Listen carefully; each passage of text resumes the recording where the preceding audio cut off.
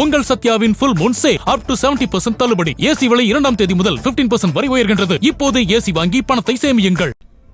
ஈரானுக்கு எதிராக அமெரிக்கா போரை தொடங்கி 31 நாட்களை கடந்த நிலையில் இதுவரை அமெரிக்காவிற்கு சுமார் 27.68 பில்லியன் டாலர்கள் செலவானதாக பென்டகனின் அறிக்கை கூறுகிறது.